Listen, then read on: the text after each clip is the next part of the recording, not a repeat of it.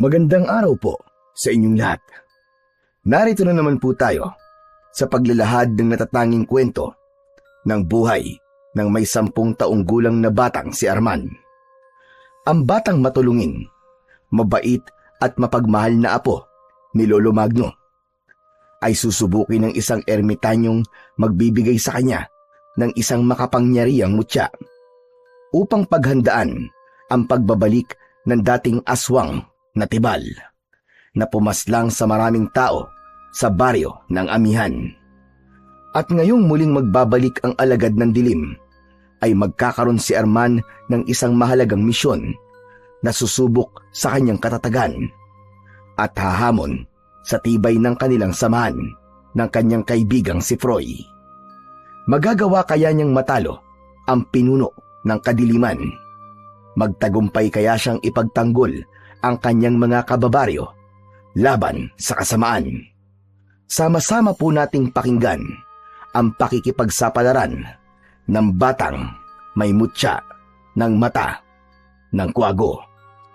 Ngunit bago po ang lahat mga idol, huwag po nating kalimutan mag-subscribe at i-hit ang notification bell sa aking YouTube channel na The Voice Addict at Apong Isaak para sa mas marami pang makapigil hiningang kwentong aswang at katatakutan mula sa mundo ng kababalaghan. Umpisahan na po natin ang kwento. Arman! Arman! Aba, nandito ka lang pala sa likod ng bahay eh. Kanina pa ako naghahanap sa'yo. Ano bang ginagawa mo ritong bata ka? Hala, bakit niyo naman po ako hinahanap, Lolo Magno? Alam niyo naman po kung nasan ako eh. Aalis na po ba tayo? Teka, sandali lang po. Bakit niyo nga po pala ako hinahanap, Lolo? Pambihira ka naman bata ka, oo. Bakit naman kita hindi hahanapin? Gabing-gabi na. Hindi ka pa nag-aalala na baka matsyempo ang karito ng mga aswang? Ano ba kasi ang hinahanap mo dito? Madilim na oh. Pambihira naman kung kailang gabi na saka ka pa tumatambay dito sa likod ng bahay natin. Lolo naman hindi niyo po ba alam na sa gabi lang po lumalabas sa mga kuliglig? Natutuwa po kasi ako sa nililikha nilang ingay Saka nagpaalam naman po ako sa inyo kanina Ay, nakum bata ka. Oo, sige na. Ang ibig mo sabihin nanguhuli ka ng kuliglig sa tuwing mawawala ka at pumupunta ka rito?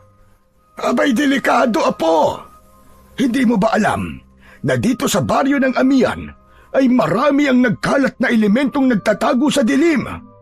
Paano kung matsyempuan mo ay ang kuliglig na alaga pala ng isang diwata o engkantong itim? Abay, Diyos ko kang bata ka. Kahit magpaalam ka pa sa akin, delikado yon.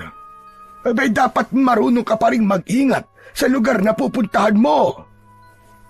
Lolo Magno, nag-iingat naman po talaga ako Saka po, sanay na po sa akin ng mga insektong panggabi. Pakiramdam ko nga po kapag nandito po ako ay masaya po sila. Kaya wag na po kayo mag-alala. Isa pa po, nandito naman po ako sa likod ng bahay natin Abay, kahit na. Kung may humila sa'yo rito at takluban ng bibig mo, walang makakapansin sa'yo dito.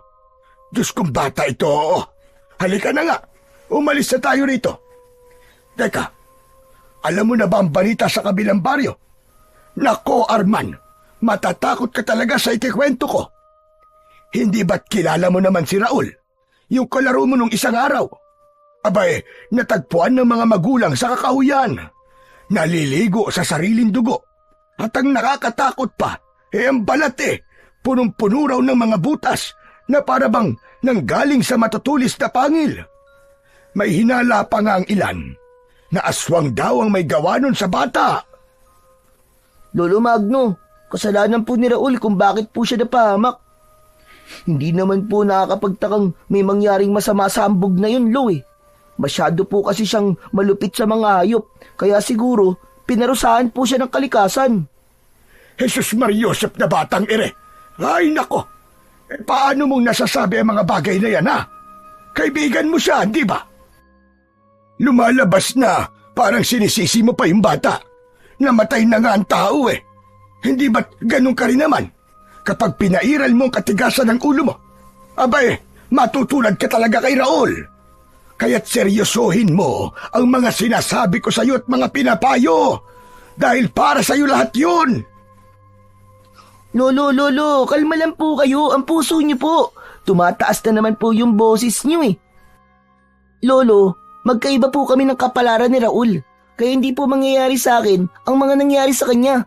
Saka, paano po ba niyo nasasabing aswang po ang pumatay sa kanya?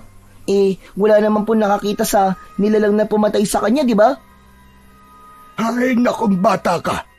Hindi ko na talaga alam ang gagawin sa iyo. Ang balita ko may bago na naman daw na biktima ang aswang. Malapit sa baryo natin.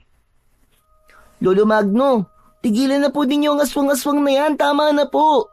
Kung totoo po may aswang na gumagala at nambibiktima ng mga tao, aba, hindi po ba't problema na po yun ng kapitan? Diyos kong bata ito. Wala na akong mailusot na katwiran sa iyo. Kaya nga nag-aalala ko sa iyo nang bigla kang nawala kanina. Dahil totoong may gumagalang aswang nga sa baryo. Kaya sumunod ka na lamang sa mga sinasabi ko, Apo.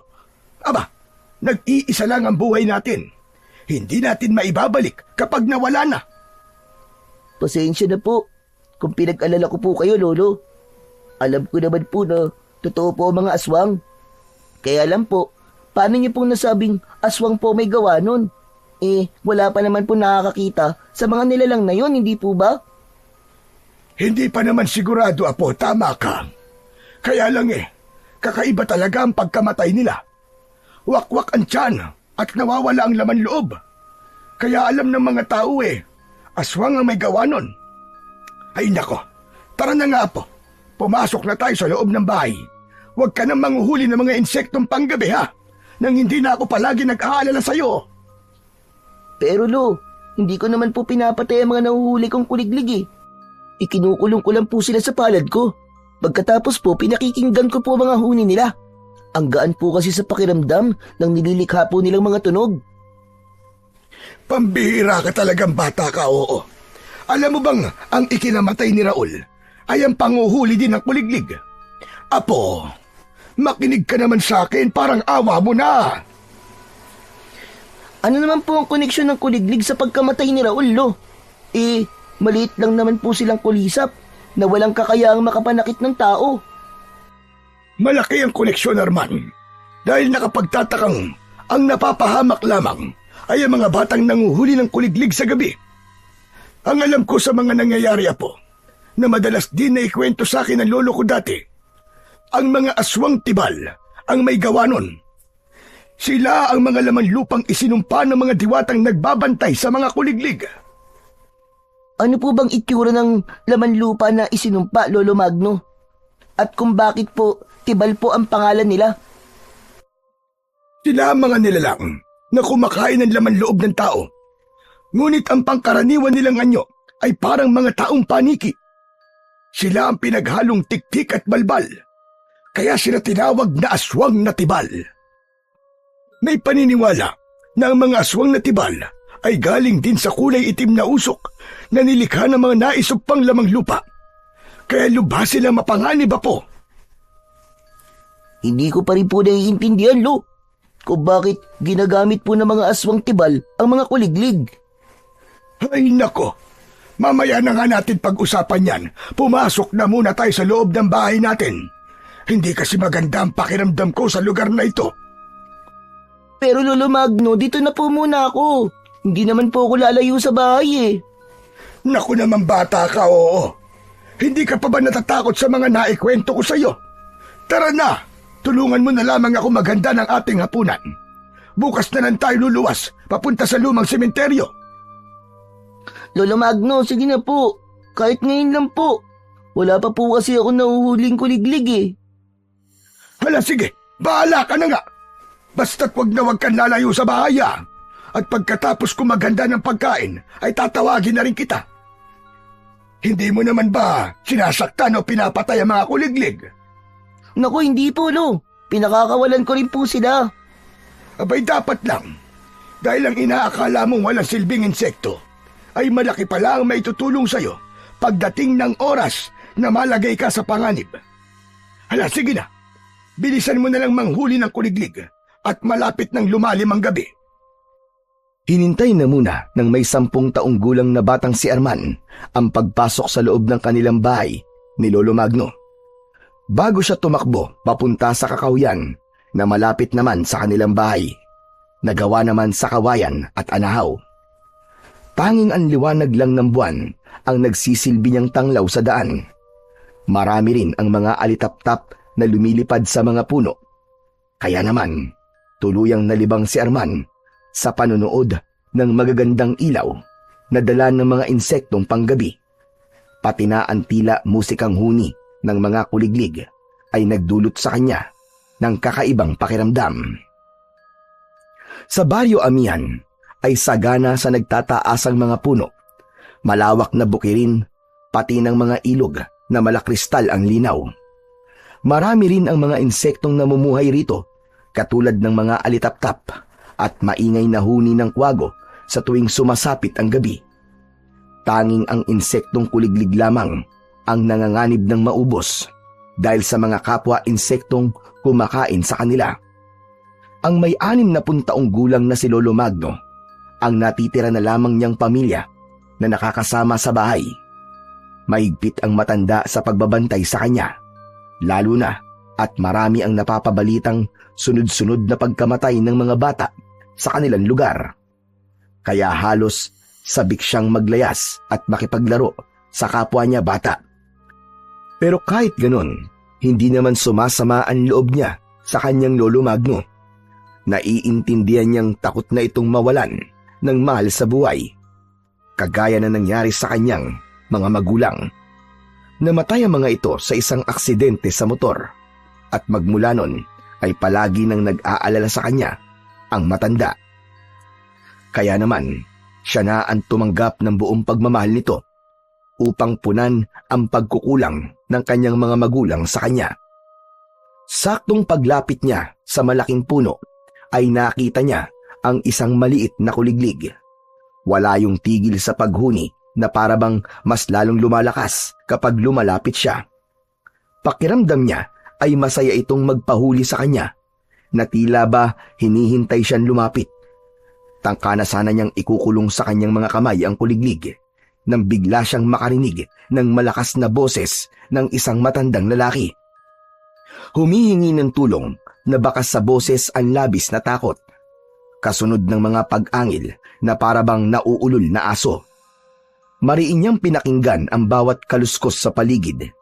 Kaya naman, bumilis ang tibok sa kanyang dibdib dahil sa takot. Diyos ko po, nagkatotoo na yata sinasabi ni Lolo Magno. Baka aswang lang yun na nagkukunwaring humihingi ng tulong para biktimahin ako. Nako! Dahil sa labis na takot, ay napilitan si Arman na talikuran ang pinagmulan ng boses ng matanda. Kaya lang, hindi niya matiis ito dahil muling naulit ang pagsigaw ng matandang lalaki habang humihingi sa kanya ng saklolo. Tulong! Tulungan niyo ako! Huwag kayo lalapit! Layuan niyo ako! Sa lakas ng boses ng matanda, ay alam ni Arman na hindi yun isang pagkukunwari, kundi totoong nasa panganib ang may-ari ng matandang boses. Naghanap siya ng kahoy na maaari niya magamit sa oras na harapin niya ang kinatatakutang nilalang ng matanda. Maingat ang mga hakbang ng paa na hindi inaalis ang paningin sa pinagmumula ng komosyon. Bumundol ang kaba sa kanyang dibdib habang papalapit siya sa kinaroroonan ng sumisigaw na matanda. Ilang saglit pa ay tumambad sa kanyang paningin ang isang nakakatakot na nilalang. Nilalapitan nito ang nakaupong matandang lalaki habang panayang atras papalayo sa nilalang. Payat ang katawan ng aswang at nakalantad ang mga buto nito sa likod. Bagamat nakatalikod dito sa kanya, ay alam niyang isang halimaw yun na madalas na nambibiktima sa mga tao. Buong tapang niyang inatake ito gamit ang hawak niyang kahoy. Kaya lang ay hindi man lang natinag ang nilalang at nabali lamang ang ginamit niyang kahoy sa likod nito. Dahan-dahang lumingon ng halimaw sa kanyang kinatatayuan at nagulat siya sa nakitang itsura ng nilalang. Ha? Aswang na tibal! Mukhang paniki ang nilalang! Diyos ko po! May aswang nga! Tumakbo ka na, bata! Bakit ka ba umatake nang hindi ka sigurado sa itsura ng nilalang? Bilisan mo! Takbo! Papatayin ka na! Hindi makapagsalita si Arman. Nanginginig ang kanyang tuhod habang hindi niya inaalis ang kanyang paningin sa nakatayong nilalang. Dahil sa kanya na ito nakaharap habang nakangising tumutulo pa ang laway. Kakaiba rin ang bibig nito na parang sa bibig ng alimango. May patayong hati yun sa labi na kapag humihinga ay bumubuka yun at nalalantad ang malalagari nitong mga ngipin. Lumitaw din ang matutulis nitong mga pangil. Kitang-kita niya rin ang malapot na laway na nasa loob ng bunganga ng nilalang. Kaya naman, ang labi ng aswang ay halos tumaklob na sa mukha nito. Takbo na! Tumakbo ka na! Saka lang natauhan si Arman sa malakas na boses ng matandang lalaki. Agad siyang pumihit ng takbo pabalik sa kanilang bahay. Kaya lang, biglang lumukso ang nilalang at humarang yun sa kanyang daraanan. Mas lalong nawala sa sarili si Arman nang makita niyang ang kuko ng aswang ay nakaamba sa kanyang muka. Handa na ito para siya ay atakihin. Wag! Lumayo ka! Tulong! Lolo Magno, tulong! Tulungan niyo po ako!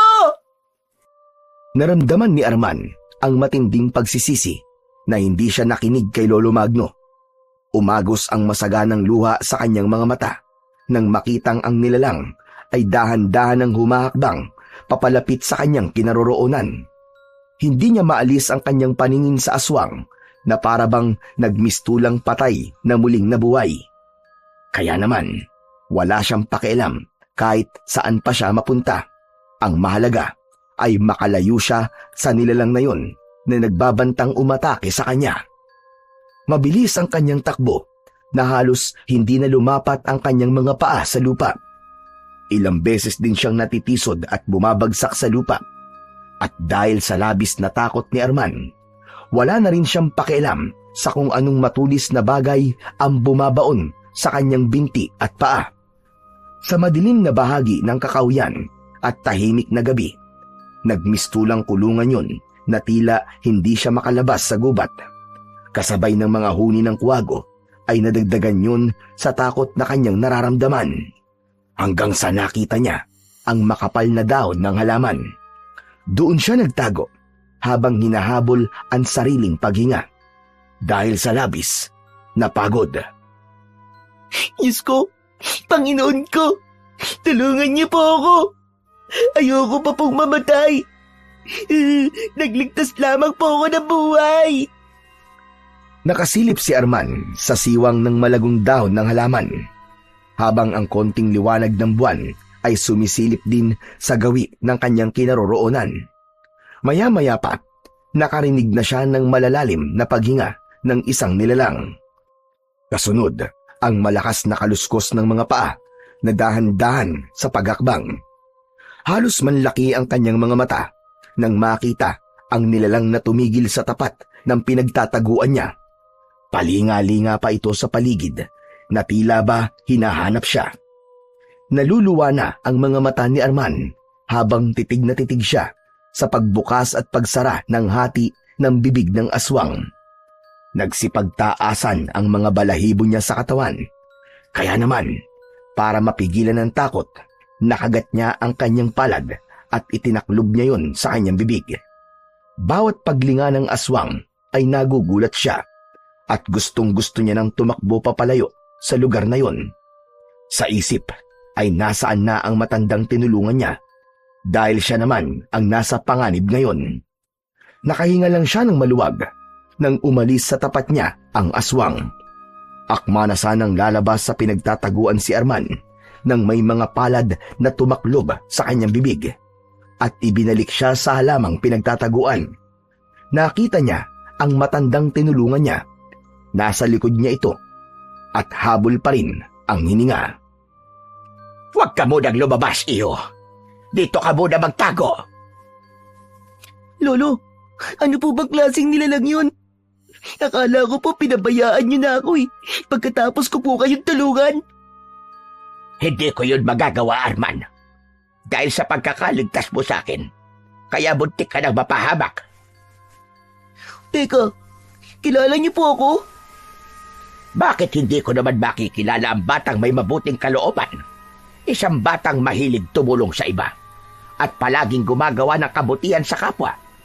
Eh hindi ba't kaya ka naman nandito ay dahil binabantayan mo mga kuliglig? Hindi mo naman totoong hinuhuli ang mga yon para paglaruan, hindi ba? Ha? Ano po, Lolo? Huwag mo nang itanggi. Madalas kitang nakikita rito sa tuwing nagpapahinga ako. Alam mo bang dahil sa ginagawa mo, ay may mga buhay kang naililigtas? Diyos ko po, paanong nakakapagligtas po ako ng buhay, Lolo? Lolo Empoy na lamang ang itawag mo sa akin. Ganito kasi yon, Arman, makinig kang mabuti. Ang aswang na humahabol sa iyo kanina ay ang mga nilalang na kumukuha ng enerhiya mula sa huni ng kuliglig. Kung minsan ginagamit nila yon para makapang-akit ng mabibiktima. Sila ang aswang na tibal. Ang nilalang na may dugon tiktik at balbal ay mas mapanganib pa sa mga pangkaraniwang nilalang. Nangangamba kong muli silang maghasik ng lagim sa baryong ito. Nararamdaman kong nalalapit na ang kanilang pagbabalik. Lolo Empoy, pasensya na po pero hindi ko po kayo naiintindihan eh.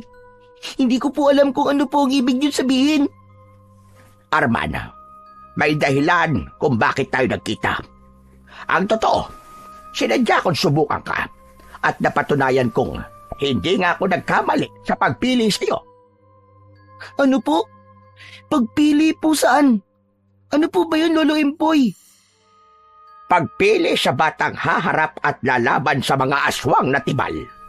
Pipigilan mo ang pag-asik nila ng lagim sa pamamagitan ng pagkuha sa mutya ng mata ng kwago. Ikaw lang ang nakikita kong magtatagumpay sa pagpatay sa pinuno ng aswang na tibal. Ang totoo nito, nasira ang kanyang kulungan at siya ang pumapatay sa mga nabibiktimang mga bata ngayon. Ginagamit niya ang kuliglig para mangakit ng mga kabataan at magpalakas ng kapangyarihan. Malapit na siyang bumalik dahil alam kong nakakapag-ipon na siya ng mga alagad. Teka, sandali lang po, Lolo Empoy. Bakit ko naman po yung gagawin? Saka, ano pong pag-asik ng lagim ang sinasabi nyo? Pati na po ang tungkol sa nasirang kulungan. Naguguluhan po ako sa inyo eh. Lolo Empoy, gusto ko na pong umuwi. Baka nag-aalala na po sa akin ng Lolo Magno ko. Makinig ka. Malapit na bumalik ang mga kampo ng kadiliman, Arman. At ang pagkasira ng kulungan ay tanda ng lumalakas niyang kapangyarihan. 50 taon na ang nakakalipas nang maikulong siya ng isang batang unang naging tagapangalaga ng mutya ng mata ng kwago. Kaya ito na lamang ang naiisip kong paraan para makalapit sa iyo at humingi ng tulong. Matagal na napatitig si Arman sa muka ni Lolo Empoy. Inaalam niya kung nagsasabi ba ito ng totoo o hindi. Hindi niya maintindihan kung ano ang sinasabi sa kanya ng matandang lalaki. Basta ang gusto lamang niya ng mga sandaling yun ay ang makauwi na sa kanilang bahay. Nag-aalala siya na baka hinahanap na siya ng kanyang Lolo Magno at sumunod pa ito sa kanya sa gubat at kapag nagkataon ay baka ang Lolo Magno naman niya ang habulin ng aswang na tibal. Pakinggan mo muna ako, Arman. Sa gitna ng kagubatang ito, matatagpuan mo ang mutya ng mata ng kwago. Maraming salamat sa pagtulong mo sa akin. Baybayin mo lang ang daan na to at makakarating ka na sa bahay nyo. Sinundan ni Arman ang masukal na daan na itinuro sa kanya ni Lolo Empoy. Sa muling paglingon niya sa kinaroroonan ng matanda, ay wala na ito. Naupaupo siya ng tuluyan sa lupa. Takot na takot siyang inilinga ang paningin sa paligid ng gubat. Ngunit walang palatandaan na naroroon pa rin ang matandang lalaki. Hindi niya maipaliwanag ang kanyang nararamdaman ng mga sandaling yun. Kaya naman, mabilis siyang tumayo at tinahak ang daang itinuro sa kanya ng matanda. Sa pagtataka niya, ay malapit lang pala ang kinaroroonan niya sa kinatatayuan ng bahay nila. Bukod pa ron, sa tagal ng pagtakbo niya kanina ay pakiramdam niya ay inililigaw na lamang siya at nagpapaikot-ikot sa gubat na yon. Mula sa kanyang kinatatayuan ay natanaw niya ang kanyang lolo Magno. Nakahawak ito sa dibdib habang pabalik-balik sa paglalakad na tila ba hinihintay siya. Umagos kagad ang luha niya sa kanyang pisngi nang matanaw ang matanda. Lolo Magno!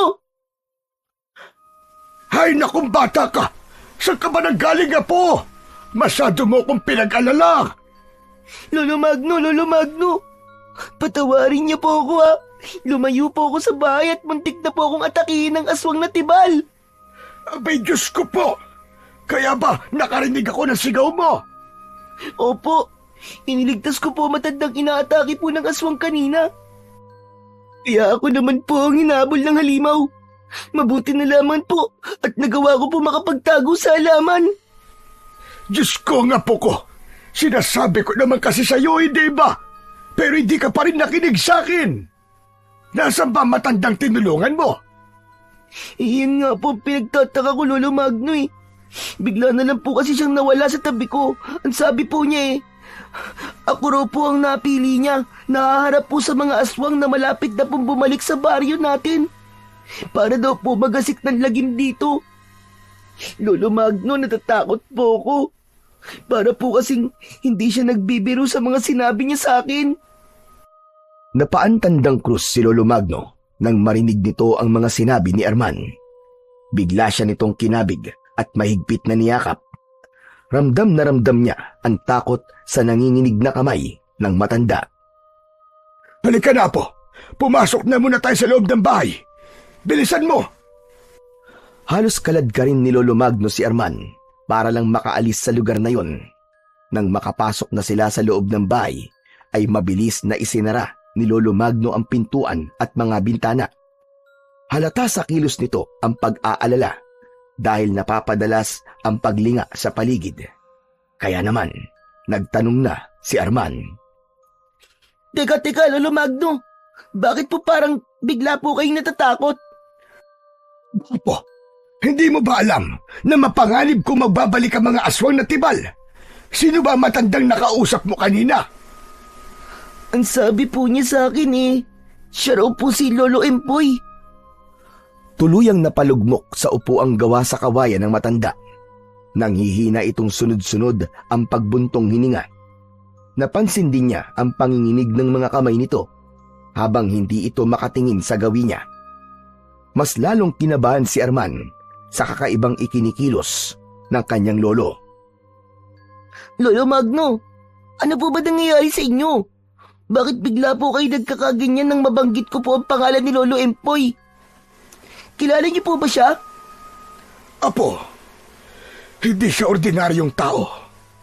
Isa siyang diwata. At ang pagpapakita niya sa iyo ay isang masamang pangitain na malapit na nga magbalik ang kampo ng kadiliman. Sila ang mga nilalang na umubos noon sa mga batang nakatira sa baryong ito. Si Lolo Empoy, isa siyang babala para sa iyo. Nangangahulugang nasira na ng pinuno ng laman lupa ang kulungan niya. Ang pinunong ito ay may kakayahang sumanib sa katawan ng tao para gawin niyang alagad at aswang na tibal. Malakas ang kutob kong naghihiganti siya sa mga nangyari sa kanya. Pero hindi naman po kayo siguradong si Lolo Empoy nga po sinasabi niyong diwata na nagpakita po sa akin. Arman, Apo, sapat na sa akin ang mga sinabi mo kanina. Pati na ang pagtaas ng balahibo ko ngayon.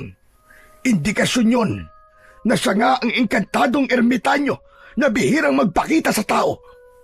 Kung siya ay nagpakita sa iyo at nakausap mo pa, malamang na kailangan na naman muling may gumamit sa mutya ng mata ng kwago. Hala, Lolo, alam niyo rin po yung tungkol po sa mutya ng mata ng kwago? Sunod-sunod na pagtango ang itinugon ni Lolo Magno sa tanong ni Arman. Pagkatapos ay kumuha ito ng tubig sa kusina at sunod-sunod ang paglagok nito sa pag-inom ng tubig. Naguguluhan man ay bigla pa ring nag-alala si Arman dahil siya mismo ang kinausap ng matanda para kunin ang mutyang sinasabi nito at hindi niya alam kung saan matatagpuan ang mutya. Muling naupo si Lolo Magno sa bangkong paharap sa kanya at hinawakan ang kanyang dalawang kamay. Apo, ano kaya kung umalis na lamang tayo rito? Ano po? Pero bakit naman po tayo aalis? 50 taon na ang nakakaraan at 10 taong gulang pa lamang ako noon nang umatake ang mga aswang na tibal sa baryong ito. Marami ang nasawi. Marami rin ang nawalan ng pamilya at mga anak. Apo, walang mga puso ang aswang na yon, pati ang kanilang pinuno. Alam mo bang, para lang silang mga ligaw na kaluluwa na sumasapi lang sa katawan ng mga taong may maiitim na budi. O di kaya naman ay sumasapi sila sa mga mahal sa buhay ng batang pinili ng mutya. Yun ay para mapatay nila ang may tangan ng mutya.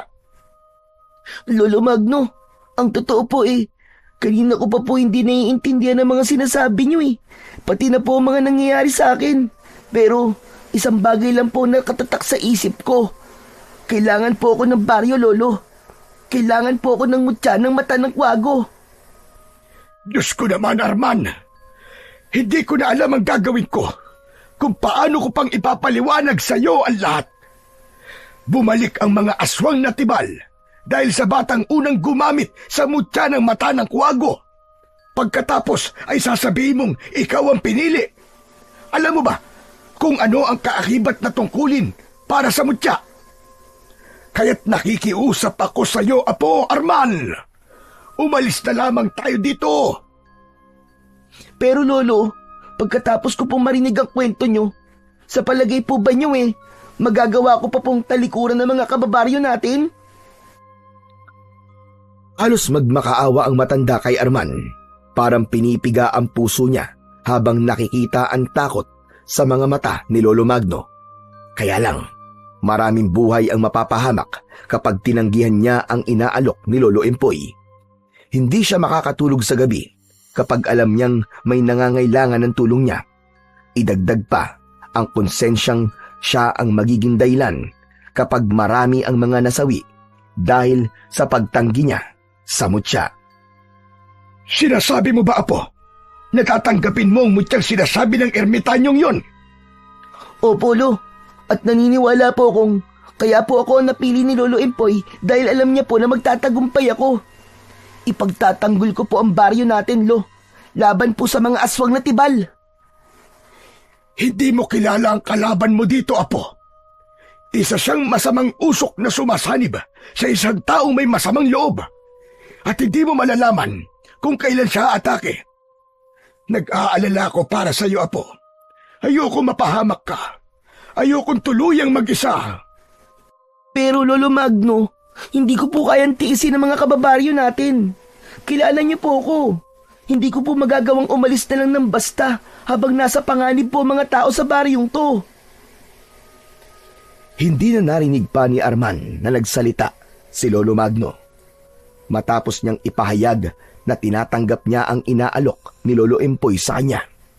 Ang kailangan lang ay mahanap ulit si Lolo Empoy para sa ibang mga detalye kung paanong makukuha ang mutya ng mata ng kwago. Hanggang sa paghiga ni Arman sa katre ay hindi na siya dinalaw pa ng antok. Magulo ang kanyang isip dahil sa mga nangyari sa kanya kanina.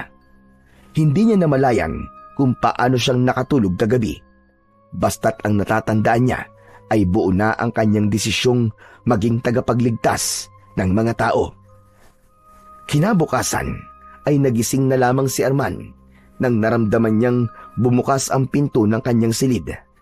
At iniluwanon si Lolo Magno na seryosong nakatingin sa kanya. Lolo Magno, Bakit po? Talaga bang gusto mong makuha ang mutya ng mata ng kwago, Apo? Po? Ang ibig niyo pong sabihin, pumapayag na po kayo, Lolo Magno? Wala naman na akong magagawa. Dahil gusto mong tumulong. Hindi ko lang talaga maiwasan ang hindi mag-alala para sa'yo. Dahil alam ko kung gaano kalupit ang masasamang elementong kakalabanin mo.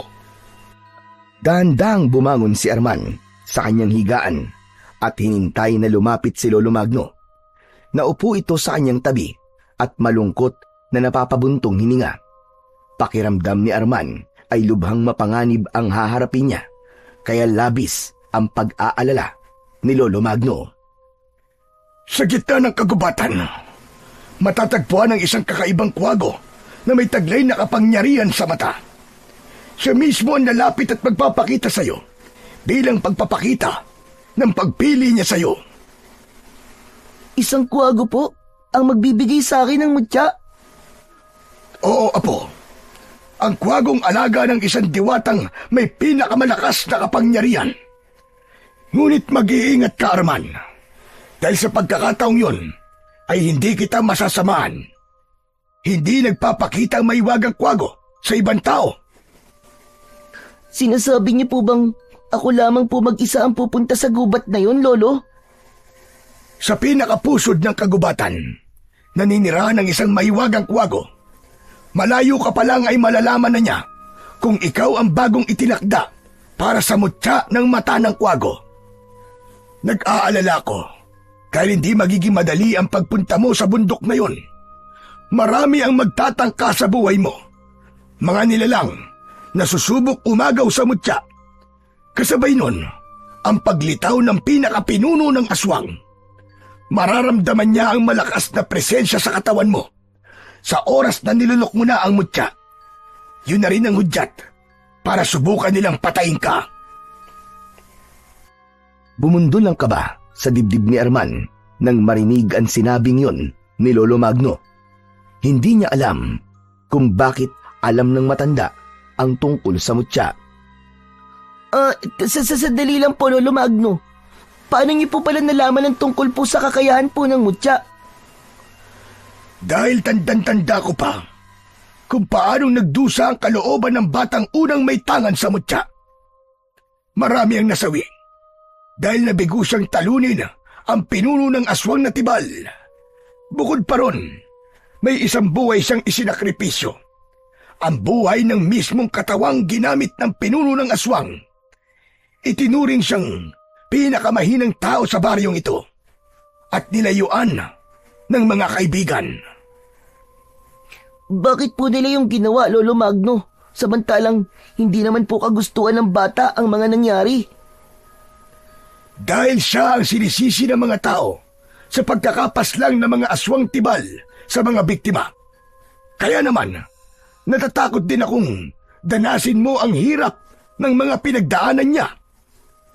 Nakakalungkot naman po ang nangyari sa kanya, Lolo. Nasaan na po ba yung bata? Alam ko pong matutulungan niya tayo sa oras na malaman niyang ako naman ang pinili para sa mutya. Naglaho siya na parang bula, Apo. Magmula nang mangyari sa kanya ang masaklap na gabing yon, ay wala nang naging balita ang mga tao sa batang lumaban sa mga aswang. Magtatanong pa sana si Arman sa matanda nang marinig naman nila ang malakas na boses ng lalaki sa labas ng kanilang bahay. Boses yun ni Mang Landing, ang ama ng kaibigan niyang si Froy. Tao po! Tao po! Baka si Larding na yon. Halika na, puntahan natin siya sa labas. Kinausap ko siya kahapon na siya na lamang ang mag-aatid sa atin sa puntod ng mga magulang mo. Kasama niya si Froy para hindi ka mainip sa biyahe. Halika na. Paano po ang binabalak kong pagpunta sa kagubatan, Lo? Apo, sa gabi mo lang pwedeng gawin yun. Dahil sa gabi lamang din siya magpapakita. Makikilala mo kagad ang maiwagang kwago dahil sa liwanag na bumabalot sa kanyang katawan. Hala, sige na, tumayo ka na dyan at kakausapin pa natin si Larding. Teka, sandali lang. Apo, makinig ka. Walang ibang dapat na makaalam ng tungkol sa mutya Pati na ang tungkol sa aswang na umatake sa iyo kagabi. Opo, Lolo Magno. Alam ko naman po yun. Kaya alam po paano po si Froy? Hindi po kami naglilihim sa isa't isa Pues, ngayon ay simulan mo nang maglihim sa kanya. Wala kang dapat na pagkatiwalaan, kundi ang sarili mo lamang. Tandaan mo na ang mga kalaban mo rito ay isang nag-aanyong usok. Bago lumilipat sa katawan ng mga taong balak nilang biktimahin. Ang masaklap pa, hindi sila nakikilala ng mutya sa araw.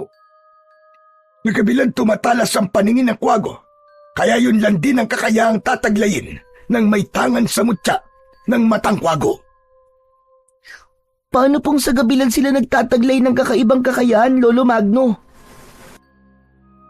Kakayahan ng mutya ay tulad ng kakayahan din ng kwago. Kung ang tanong mo ay ukol sa kakayahan ng kwago, tulad ng matalas na paningin sa dilim, katalinuhan o pagiging tahimik at mapagmasid, hindi ito literal na umaabot o umiiral hanggang sa araw.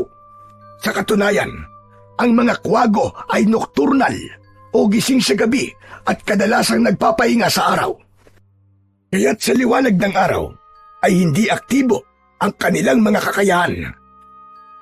Kaya po pala sa gabi lang din siya maaaring makita. Hala, sige na, tara na po. Nakakayang paghintayin ng mga bisita natin sa labas. Isa munang malalim na buntong hininga ang pinakawalan ni Arman bago siya sumunod kay Lolo Magno. Palabas ito ng kwarto at diretso sila sa labas ng balkonahe. Nakita niya kagad ang nakatayong sina Froy at Mang Larding.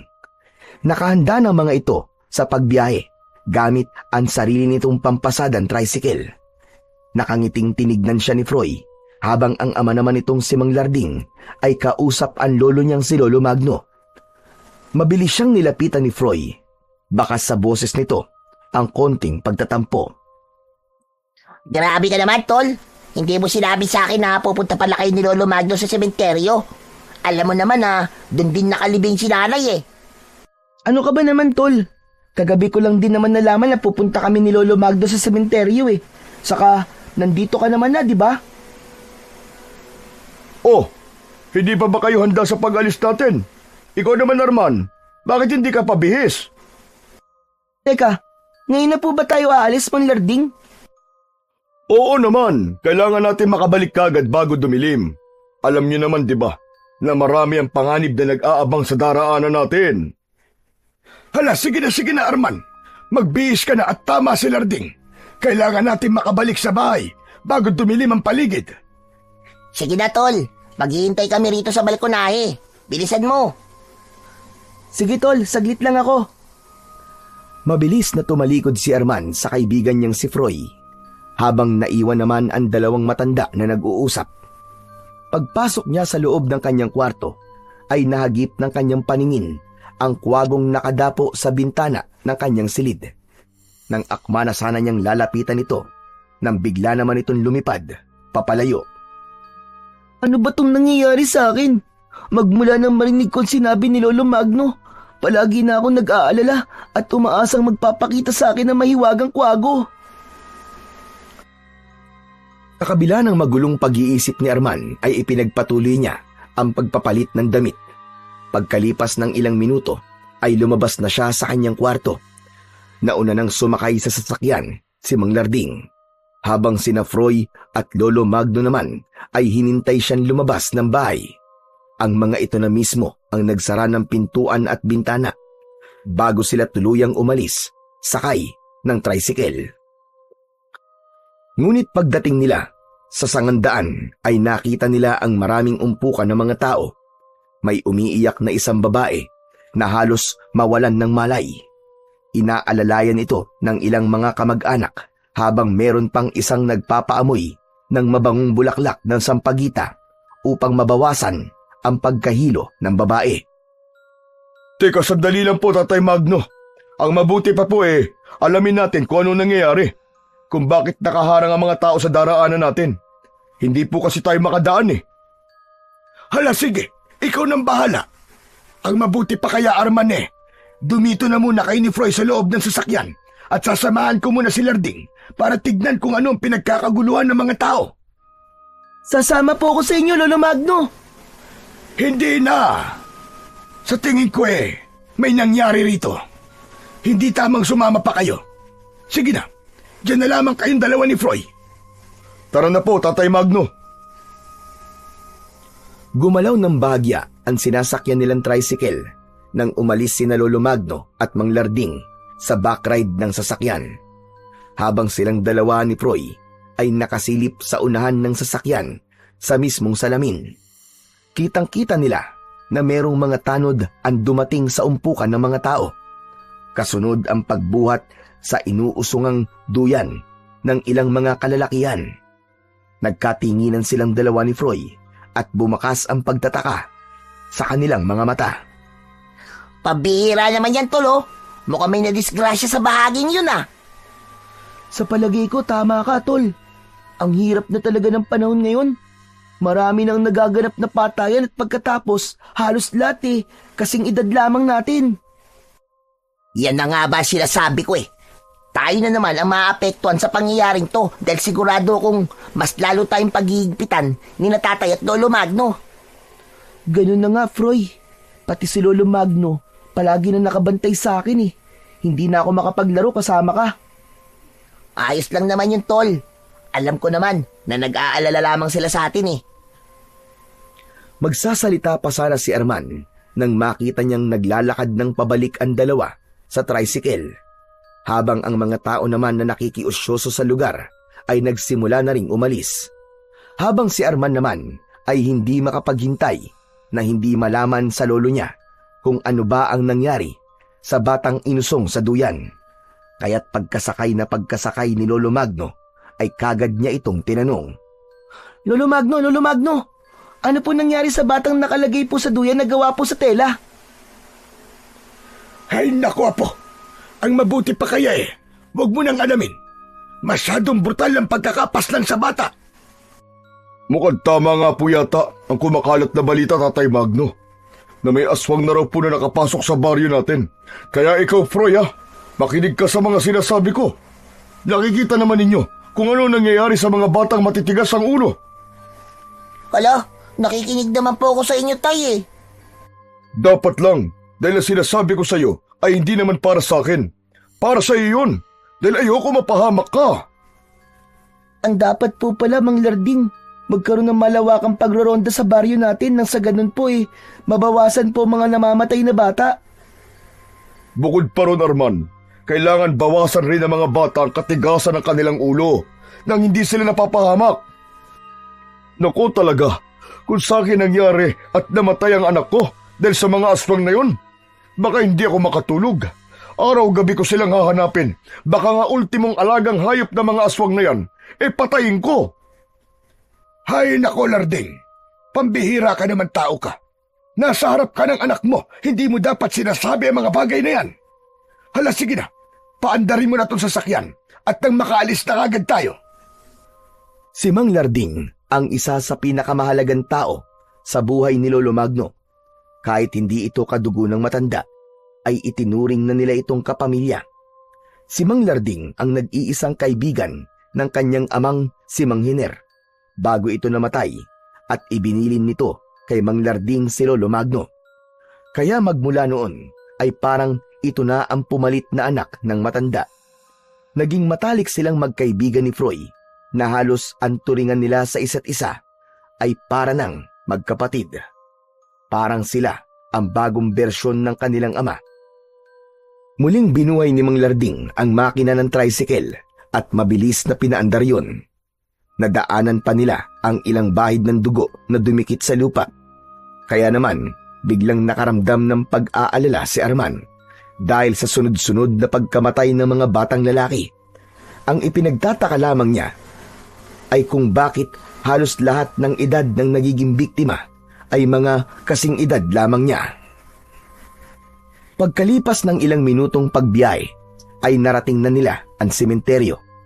Naunang bumaba si Mang Larding at Froy papunta sa puntod ng nanay nito, habang silang dalawa naman ni Lolo Magno ay nanatiling nakatayo malapit sa may tricycle.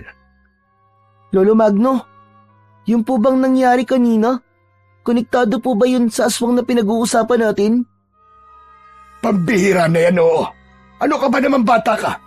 Hindi ba't kabilin-bilinan ko sa'yo kanina na hindi natin pag-uusapan yan dito?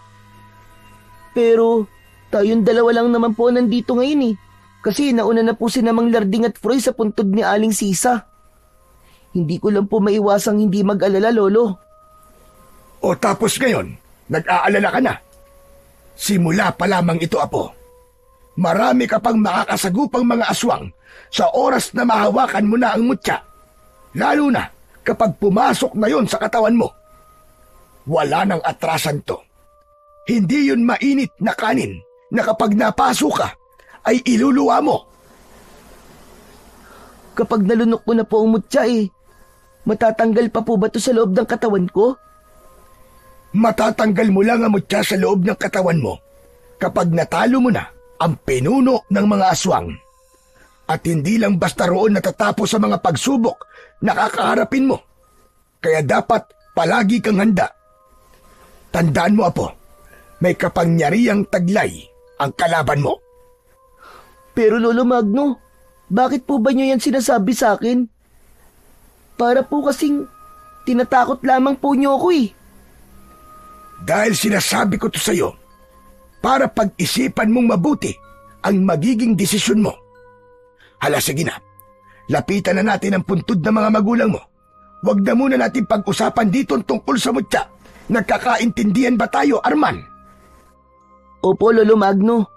Pero kailangan ko pa rin po makipag-usap kay Lolo Empoy. Arman, Apo. Tama na. Hindi yan dapat dito pinag-uusapan. Nandito tayo para alalahanin ang araw na ito bilang anibersaryo ng pagkamatay ng mga magulang mo. Ang kulit mo talaga. Hindi ka nakikinig sa mga sinasabi ko eh.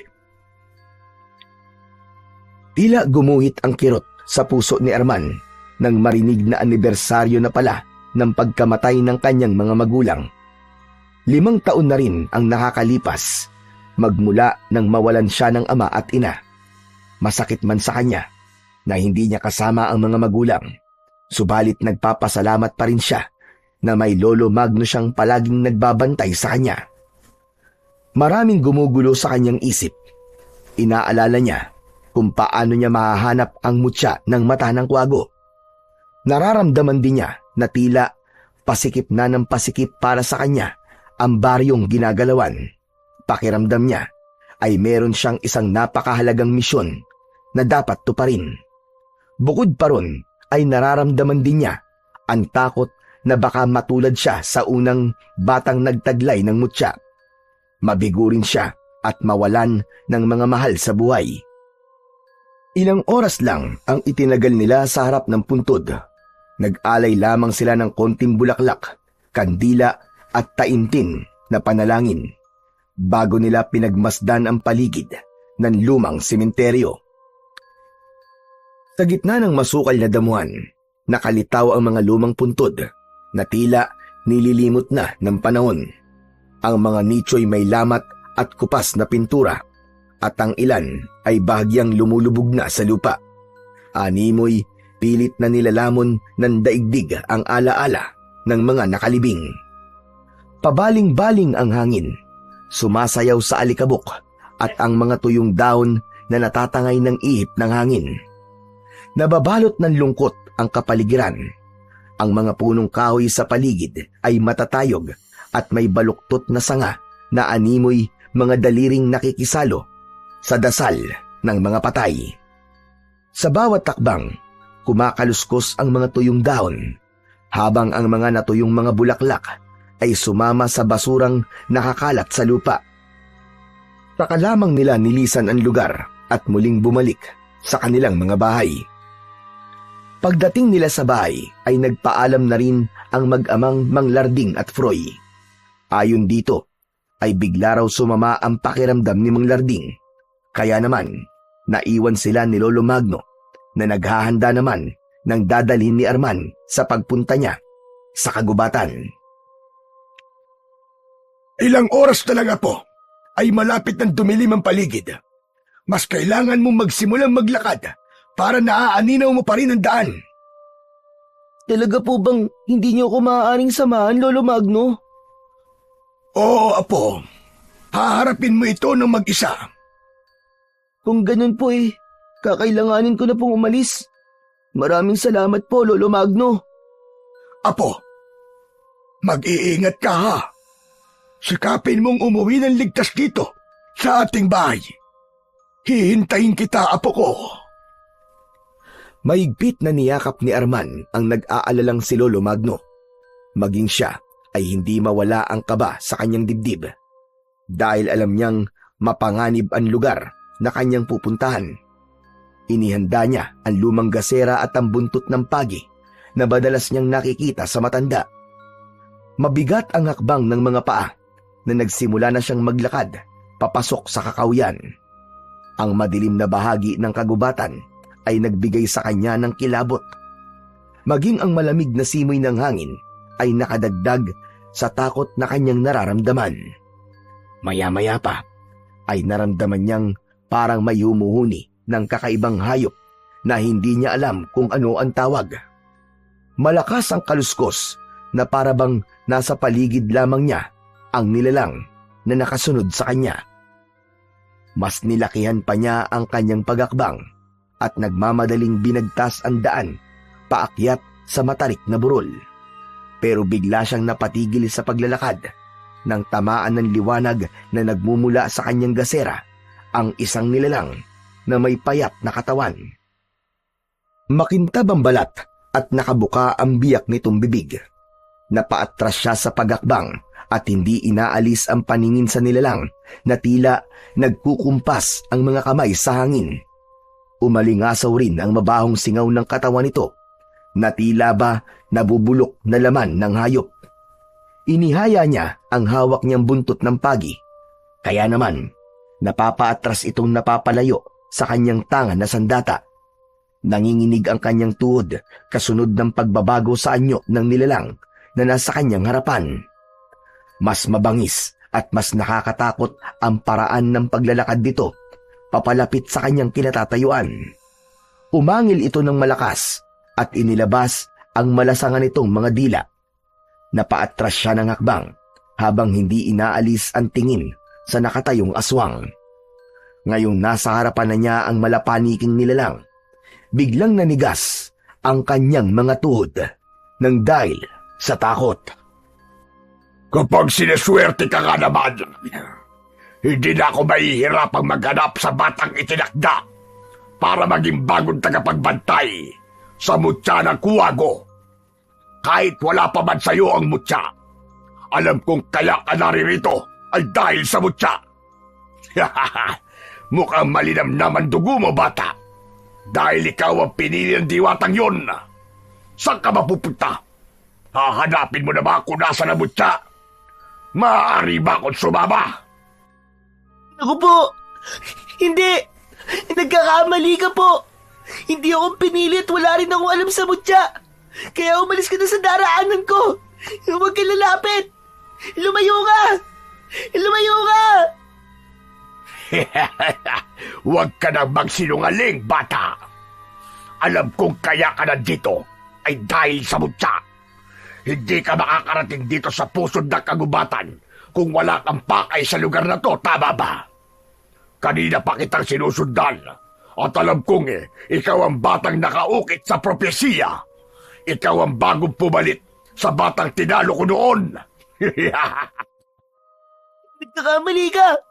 Lumayo ka sa akin! Kung ayaw mo masaktan, lumayo ka! Bakit naman ako lalayo? Nandito ka na. Palalampasin ko pa ba ang pagkakataong mapapatay ko na ang batang pinili? Hindi ako tanga para pakawalan ka pa. Hindi ko hahayaang may makakuha ng mutya ng mata ng kuwago. Kaya humanda ka dahil papatayin kita. Mabilis na sumugod ang aswang na tibal. Sa isip niya ay ito marahil ang pinunong kinatatakutan. Hindi niya alam kung kaninong katawan ang sinaniba nito, kagaya ng sinabi sa kanya ni Lolo Magno. Ang aswang tibal ay may kakayahang pumasok sa katawan ng isang taong dati nang may masamang kalooban, ngunit pwede rin na isa sa mga taong malapit sa kanyang puso. Kaya naman, bumundol lang kaba sa kanyang dibdib. Iniwasan niya ang bawat pag-atake nito gamit ang mahahabang kuko. Nabitiwan niya ang hawak niyang gasera, kaya't kumalat ang apoy sa damuhan. Lumikha yun ng nakakapasong liwanag, kaya walang nagawa ang aswang kundi ang tumigil sa pag-atake. Narinig din niya ang malakas na huni ng kwago sa itaas ng sanga ng puno na parabang pinapanood siya nito habang nakikipaglaban sa aswang. Tulong! Tulungan niyo ako! Saklolo! Huwag ka nang sumigaw. Masyado na itong malayo sa bahay nyo. Kaya nga nakakatuwa. Dahil hindi na ako mahihirapang patayin ka. Ikaw ang kusang nagpunta sa gubat na to. Alam kong ikaw ang batang itinakda. Kaya't sige na.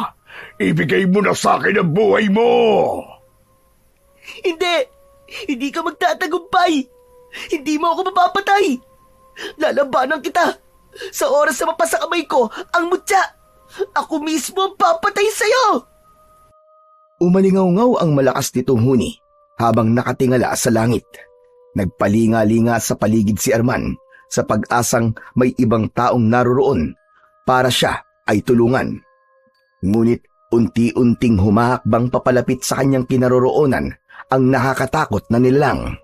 Nakadipa ang braso nitong nakaumang sa kanyang muka, ang mahahaba nitong mga kuko. Mahaba rin ang mga pangil nito na nakalitaw sa biyak nitong bibig. Sa loob nun ay ang malapot nitong laway na tumutulo pa. Ang tenga ay mataas pa sa ulo nito, habang ang balat ay kulubot na tila naaagnas na katawan. Mas lalo siyang nilamon ng takot, lalo na nang ito ay maglakad ng dahan-dahan palapit sa kanya. Wala nang inaksayang oras si Arman. Kaagad siyang tumakbo papalayo sa nilalang, at saktong paghakbang niya ang pagbaon sana ng kuko nito sa kanyang leeg. Mabuti na lang at nagawa niya kagad umiwas at hampasin ito ng hawak niyang buntot ng pagi. Saglit itong nasaktan pero agad ding nakabawi at humabol ng takbo sa kanya. Halos hindi na lumapat ang mga paa ni Arman sa lupa. Takot na takot siyang nagmamadali sa paghakbang. Kaya lang, biglang lumukso ang nilalang sa kanyang harapan. Hanggang sa isang dipa na lamang ang layo nito sa kanyang kinaroroonan. Huwag ka nang tumakbo. Huwag mo na akong pahirapan. Masyado mo naman akong pinapagod eh. Mauhuli rin naman kita. Huwag ka lalapit! Huwag ka lalapit sa akin, aswang ka! Huwag ka lalapit! Sa biglang pagsugod ng aswang papalapit sa kanyang kinaroroonan, ay mabilis din ang kanyang takbo nang walang tiyak na patutunguhan. Malalaki ang hakbang ng kanyang mga paa na sinuong niya ang madilim na bahagi ng kakahuyan. Saktong pagbaba niya sa burol ay nakita niya ang makapal na halaman na maaari niyang pagtaguan. Mabilis siyang nagtago roon at malikot ang mga matang nakasilip sa siwang ng dahon habang habol ang sariling hininga. Nagsimula na rin na maramdaman niya ang pananakit ng kanyang talampakan dahil sa matutulis na tinik na tumusok sa kanyang paa. Butil-butil din ang pawis sa kanyang noo dahil sa mabilis niyang pagtakbo. Narinig niya ang malakas na kaluskos ng paa ng nilalang sa mga natuyong dahon. Parang naulit lamang ang tagpong yun nang una niyang makita ang nilalang.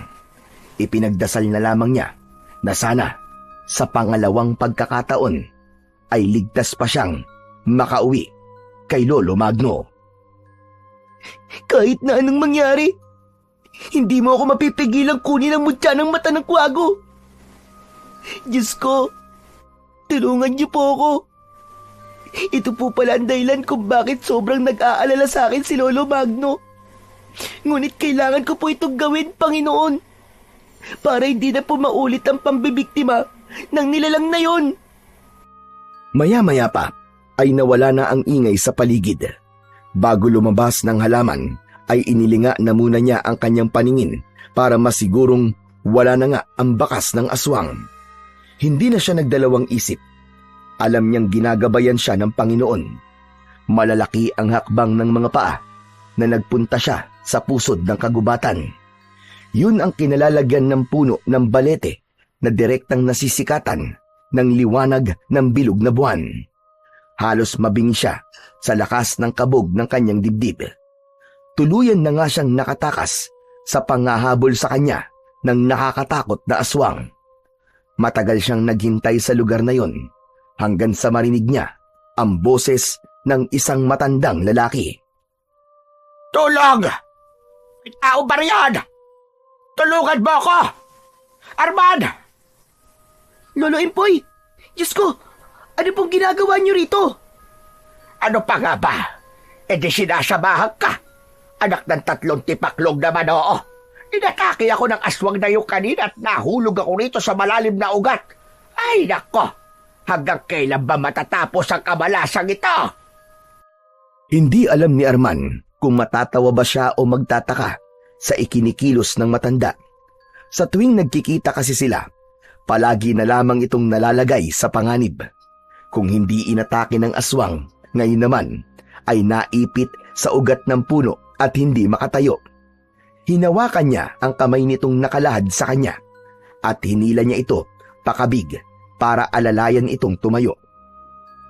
Saktong pagtayo nito, pinispisyan ang narumiang damit at naupo naman ito sa malaking ugat. Habol ang hininga na pangiwi-ngiwi pa ang muka dahil sa sakit ng sugat sa paa nito. Nagpunta po ako rito, Lolo Empoy, para po dun sa mutya na sinasabi niyo. Kung ganun pala, ay tinatanggap mo na ang inaalok ko sa'yo. Nakita mo naman siguro ang nilalang na muntik nang umatake sa'yo kanina. Opo, Lolo Empoy. Kaya alam po mukhang mabibigo po ako ngayon na mahanap po ang mutyang sinasabi niyo. Dahil nandito po kayo Pambihirang bata ito. Ay nako, sino ba may sabi sa'yong kailangan mo pang pumunta rito na mag-isa? Si Lolo Magno po. Ay sus! Hindi nga pwedeng may kasama kang pumunta rito. Hindi mo pa rin ba halata kung sino ba talaga ako? Heto, saglit lang. Manood ka sa gagawin ko. Tumayo si Lolo Empoy at itinaas nito ang kanang braso sa ere. Mula sa itaas ay lumipad pababa ang isang nagliliwanag na kwago. Dumapo yun sa nakataas na braso ng matanda.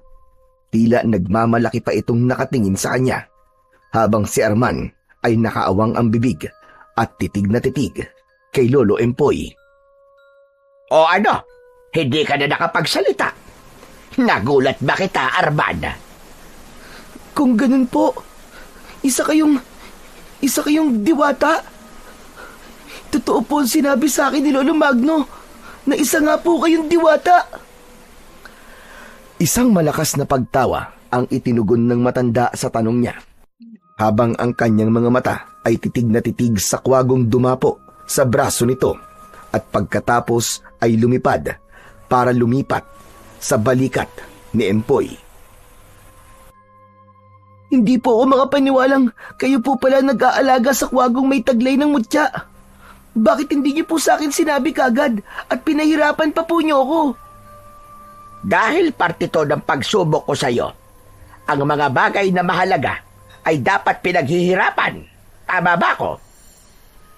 Pero alam niyo po bang muntik na po ako mapahamak sa pagpunta rito? Alam kong hindi ka mapapahamak, Arman. Magagawa mong takasan ng aswang na yon. Ipinakikita lamang niya sa'yo na hindi mahinang nilalang ang makakalaban mo. Kaya't sige na, hawakan mo na ang alaga kong kwago. Nilapitan ni Arman ang kwago sa balikat ng matanda at hinawakan ang paa nito. Iniunat ng kwago ang pakpak nito at tila nagkaroon ng iba't ibang kulay na liwanag na kusang bumalot sa kanyang mga kamay. Kasabay ng paglipat nito sa kanyang balikat, ang paglitaw naman sa kanyang palad ng isang hugis bilog na kulay dilaw na bato. Lolo Empoy, ano pong gagawin ko dito? Kailangan mo lulukin ang kulay dilaw na batong yan. At sa oras na malalagay ka sa panganib, ay kusan lalabas ang kakayahan ng mutya Pero, ano po bang mangyayari sa akin kung sakaling lunukin ko na po ang batong to? Huwag kang mag-alala. Wala kang mararamdamang sakit sa oras na pumasok ang mutya sa katawan mo. Nagdadalawang isip man ay itinuloy na ni Arman ang kanyang paglunok sa mahiwagang bato. Madulas yun sa lalamunan na parang maanghang. Kasabay ng pagkakaroon ng kulay dilaw niyang mga mata, ay nagulat siya sa itsura ng paligid.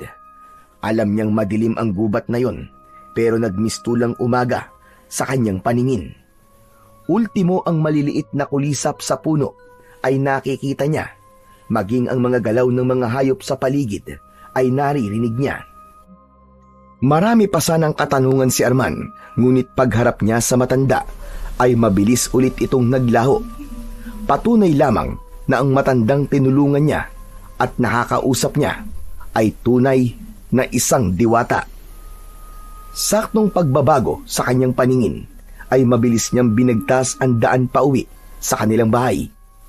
Dala ang buntot ng pagi, subalit pagdating niya sa bahay ni Lolo Magno, si Froy ang nakita niyang nakaupo sa upuang bangko na gawa sa kawayan. Tila ba hinihintay siyang dumating. Hindi niya alam kung bakit bigla siyang kinabahan nang makita ang malungkot na anyo ni Froy. Ni hindi nito namamalayang nakalapit na siya sa tabi nito. Habang ang matandang si Lolo Magno ay mahimbing nang natutulog sa mahabang bangko sa loob ng sala. Tol? Froy! Froy! Saka lang napapitlag sa gulat si Froy nang maramdaman nito ang kanyang palad sa balikat nito. Namumugto ang mga mata nitong parang nanggaling sa matagal na pag-iyak. Tol, ano nangyari sa'yo? Anong ginagawa mo rito? Ha? Wala. May iniisip lang ako. Sigurado ka ba, Tol? Kanina pa kasi ako nandito sa tabi mo eh. Hindi mo ako napapansin. Bakit, Tol? Sinasabi ka ba kanina sa akin? Pambihira ka talaga, oo. Kilala kita kapag may problema ka. Ano ba kasi yun? Baka may maitutulong ako sa'yo. Tol? Ano kasi, Tol eh? Diyos ko, hindi ko alam kung paano ko to sasabihin sa'yo eh. Hindi ko alam kung maniniwala ka. Ano ka ba naman, Tol? Kailan ba ako hindi naniwala sa'yo? Ano ba kasi yun? Nag-aalala na ako sa'yo ah. Parang may malaki kang problema na hindi mo masabi-sabi sa akin eh. Kasi Tol, ano eh? Hindi na nga nasabi ni Froy ang mga sasabihin nito kay Arman nang makita nila ang maraming nilalang sa harap ng bakuran ng bahay ni Lolo Magno. Sa unahan ng mga ito ay ang aswang na una nang umatake sa kanya. Napasiksik sa likod niya si Froy habang nanginginig ang kamay na nakahawak sa braso niya.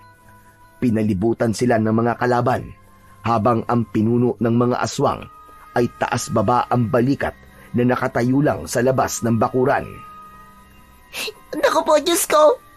Nandiyan na sila, Arman! Anong klaseng nilalang pa sila? Bilisan mo, Froy! Pumasok ka sa loob! Mga aswang sila! Balak nilang kunin ang mutya sa akin! Anong mutya, Tol? Diyos ko, halika na, pumasok na tayo sa loob. Nakikiusap ako. Kung talagang aswang ang mga nilalang na yan, kailangan na nating magtago. Dahil papatayin nila tayo. Halika na! Teka, Tol! Bitiwan mo ang kamay ko! Dahil may misyon akong dapat tuparin. Kaya ikaw na lang ang pumasok sa loob. Bantayan mo si Lolo Magno at si... Tila may humarang sa kanyang lalamunan nang babanggitin na niya ang ama ng kanyang kaibigan. Kakaiba ang takot na nakikita ni Arman sa mukha ng kaibigan. Tila ba kakaiba rin ang nararamdaman niyang bigat sa kilos at panginginig ng katawan nito habang titig na titig sa nilalang na umatake sa kanya kanina. Bumundol ang kaba sa kanyang dibdib at binalot ang kanyang puso ng labis na pag-aalala. Hindi siya maaaring magkamali. Alam niyang hindi papayagan ni Mang Larding na gumala pa ang anak nito sa ganung oras ng gabi. Kaya't naluluwa siyang nagtanong sa kaibigan. Froy! Tol! Ano ba? Magsabi ka nga sa akin na totoo? Nasaan si Mang Larding? Nasaan ang tatay mo? Diyos ko, tulungan mo ako, tol.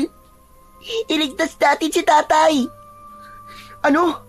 Nasa panganib ba si Mang Larding? Hindi makatingin si Froy sa kanya, habang si Lolo Magno naman ay bumangon na sa bangko.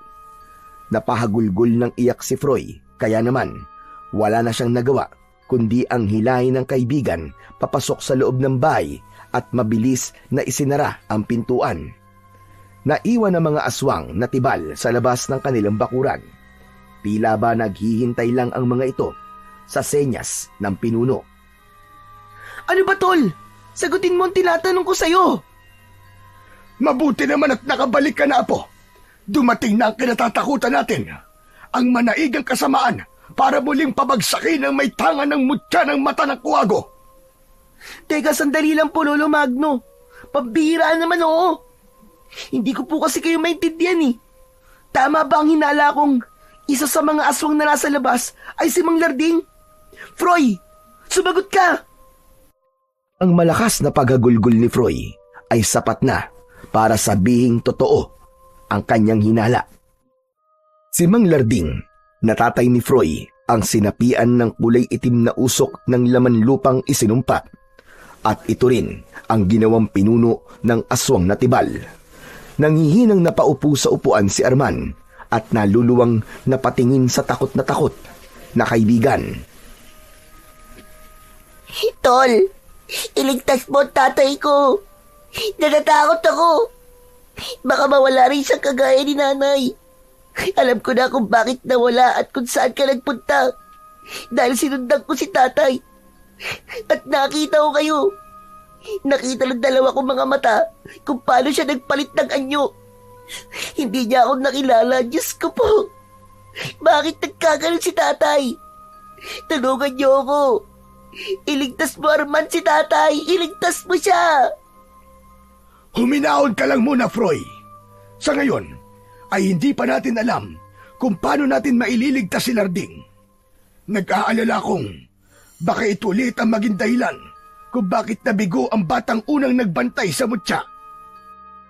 Tol, tulungan mo akong iligtas natin si tatay.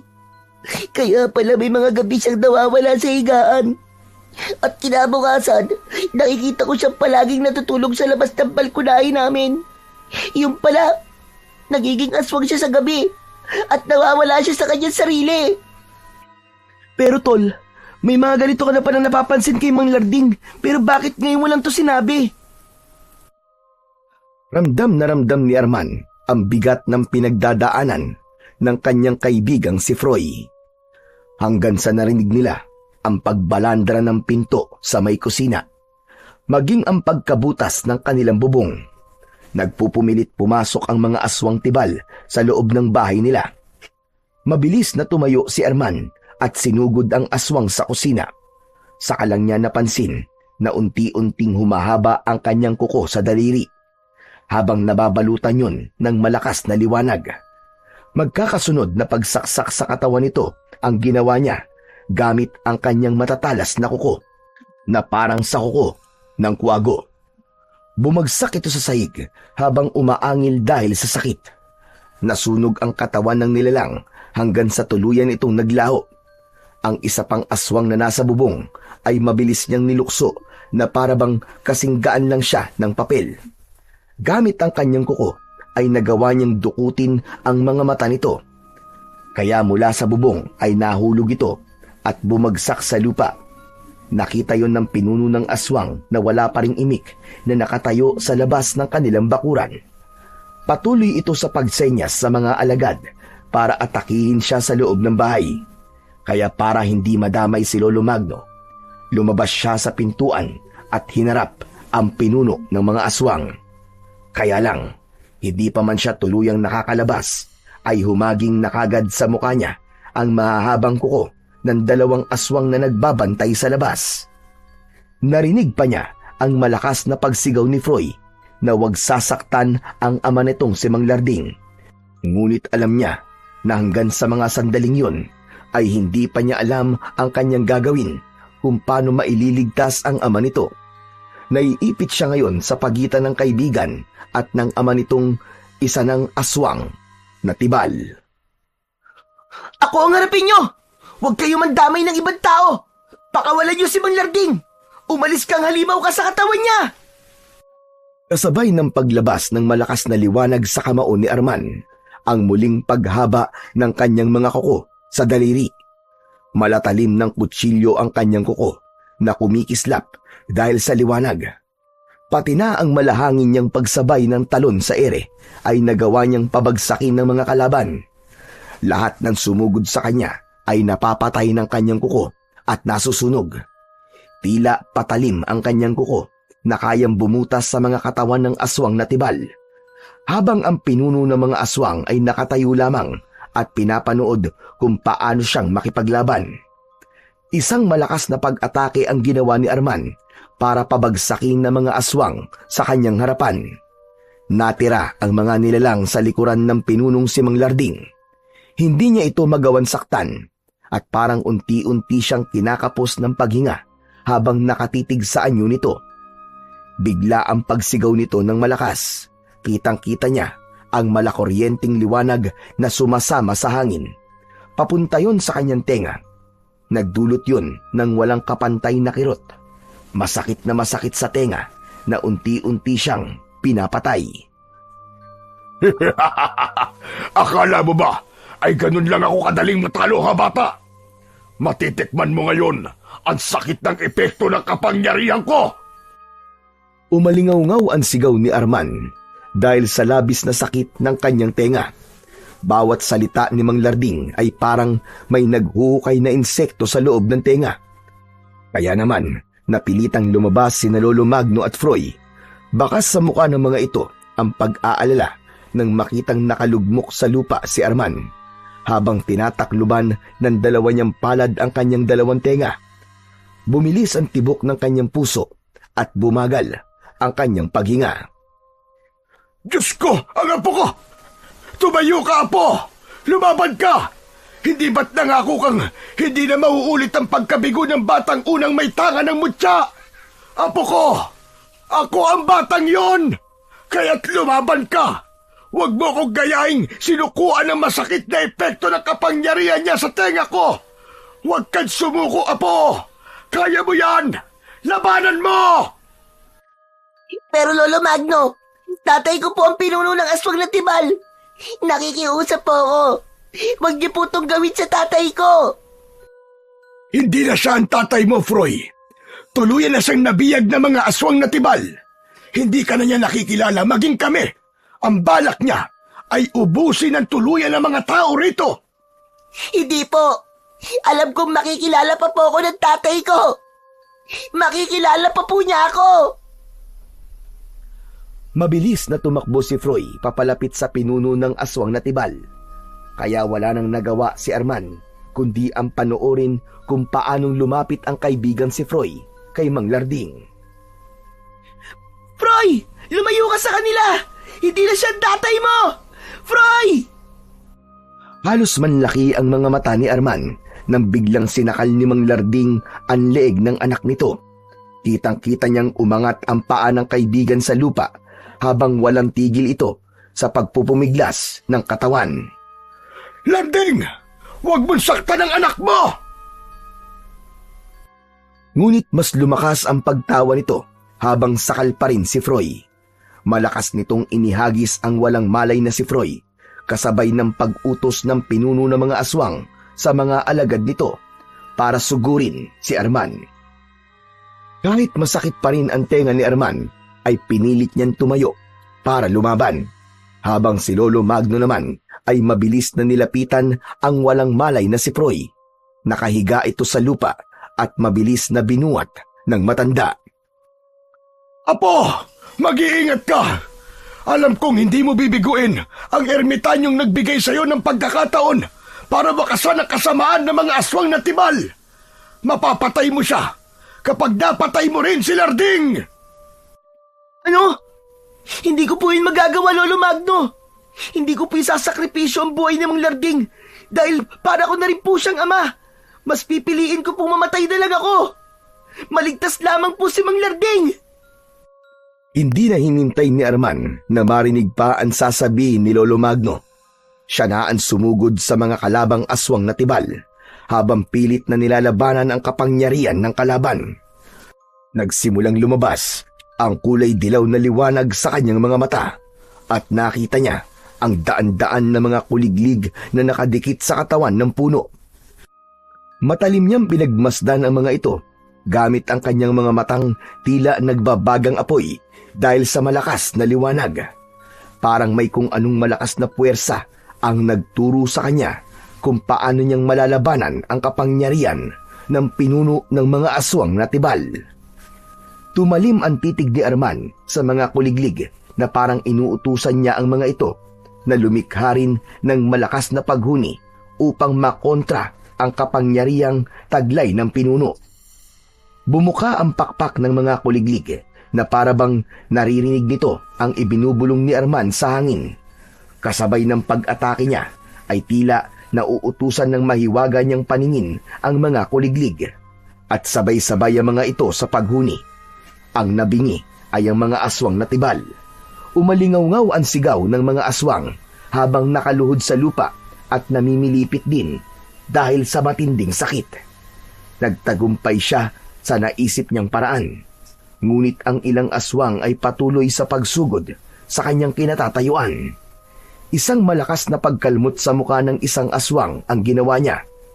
Bumagsak ito sa lupa habang nagkikikisay ang katawan. Kasunod ng pagkalat ng malaapoy na sugat hanggang sa tuluyang tinupok ng apoy ang katawan nito. Sumama sa hangin ang naaabong katawan ng aswang na tibal. Anong ginagawa mo? Hindi maaari. Itigil mo ang paghuni ng mga kuliglig. Itigil mo! Tama na! Mas lalong umingay ang huni ng kuliglig.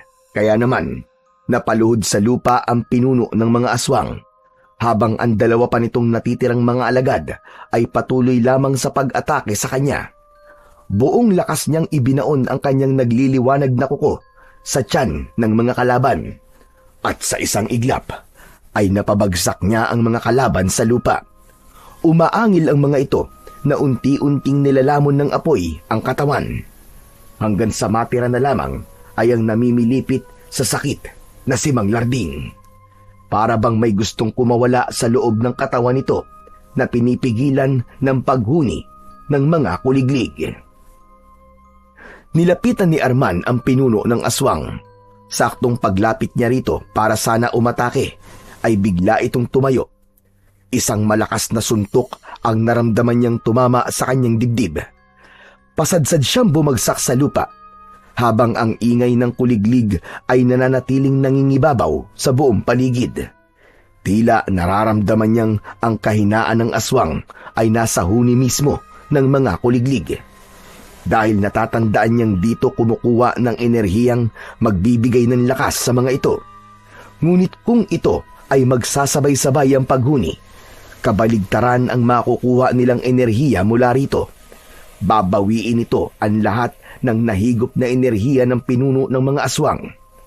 Mabilis siyang bumangon at gumanti rito ng pagsipa sa dibdib.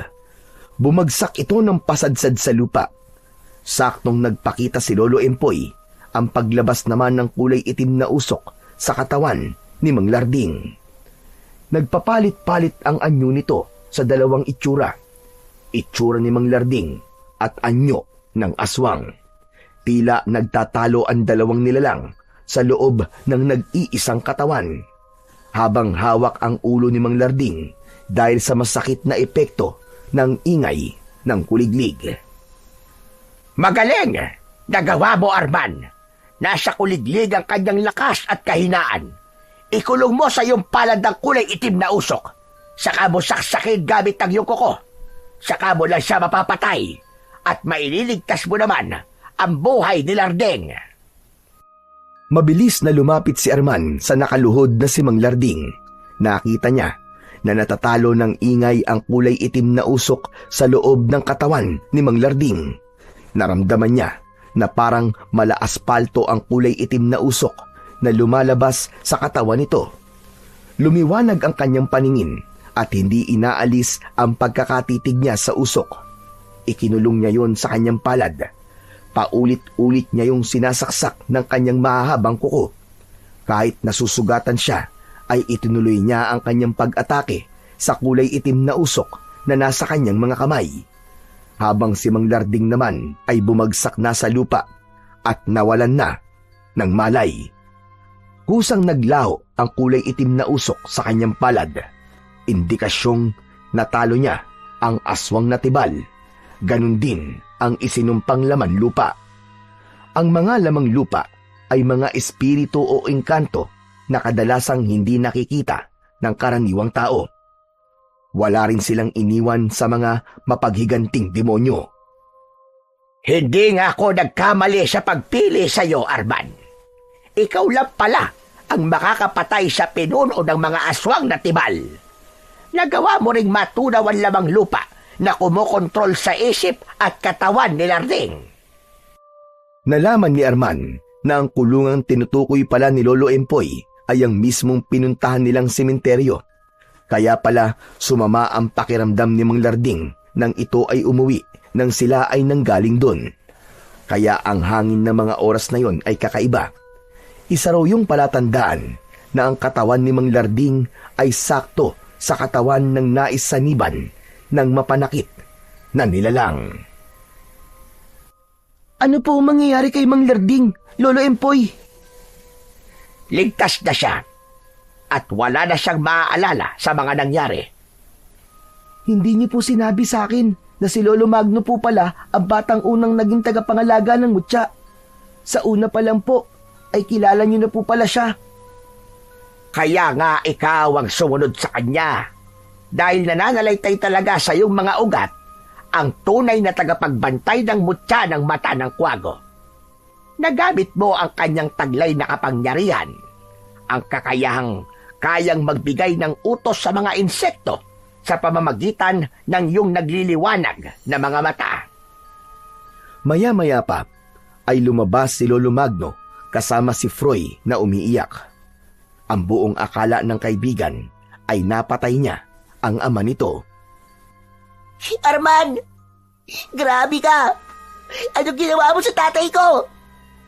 Pinatay mo ba si tatay, ha, Arman? Magsalita ka! Tol, huminahon ka lang. Nagkakamali ka. Buhay pa ang tatay mo, buhay pa si Mang Larding. At hindi ko isasakripisyo ang buhay ng tatay mo. Ano ka ba? Para ko na rin siyang tatay. Para na kitang kapatid. Para ko na kayong pamilya. Diyos ko, Arman. Ang akala ko talaga pinatay mo na siya eh. Maraming salamat, tol, ha. Tunay nga kitang kaibigan. Sus, nagdrama ka pa. Ikaw lang naman ang totoong unang naglihim eh. Akala ko ba magkaibigan tayo? Pero inilihim mo sa akin ang mga napansin mo kay Mang Larding. Oo nga, tol, eh. Pasensya ka na, ha. Tatay ko pa rin kasi siya kahit sinapian pa siya ng demonyo. Hindi ko pa rin maiiwasan ang hindi mag-alala at matatakot sa maaaring mangyari sa kanya. Tol, patawarin mo ako, ha. Kung di ako nagtiwala sa'yo. Kung naglihim ako sa'yo, tol. Nakikita ko sa inyong dalawa na higit sa magkaibigan ang turingan nyo sa isa't isa. Kaya naman, may magandang naidulot kay Arman ang pagkakaroon ng mutya ng mata ng kwago. O paano? Kailangan ko nang umalis. Kailangan din na malaman ito ng aking amang hari. Isa itong tagumpay para sa aming kaharian. Dahil hindi kami binigo ng bagong tagapangalaga ng mutya sa pagpatay sa aswang na tibal. Panatilihin ninyo ang pagiging mabuting tao at huwag na kayong manguhuli ng kuliglig. Nagkakaintindihan ba tayo? Lolo Empoy, ako to, si Magno, ang unang batang nabigo sa paggamit ng mutya. Alam kong ikaw yan, Magno. Hindi ka nabigo. Sa halip, ang tagumpay ni Arman ay higit mong tagumpay laban sa mga aswang. Dahil ginawa mo ang lahat ng makakaya mo para mawala ang kalaban. At nagtagumpay ka naman. Naibalik mo sila sa kanilang kulungan. Pero ngayon, Napatay na siya ni Arman, kaya wala nang dahilan para malungkot ka. Wala nang gagambala sa inyo. Ligtas na ang buong baryo. Saktong pag-alis ni Lolo Empoy, ang paggising naman ni Mang Larding. Katabi ang umiiyak niyang kaibigan na si Froy. Hawak ni Mang Larding ang ulo nito at nagtataka kung bakit nasa harapan ito ng bahay ni Lolo Magno. Aba, nasan ako? Bakit nandito ako? Saka, ano to? Bakit may sugat ako sa muka?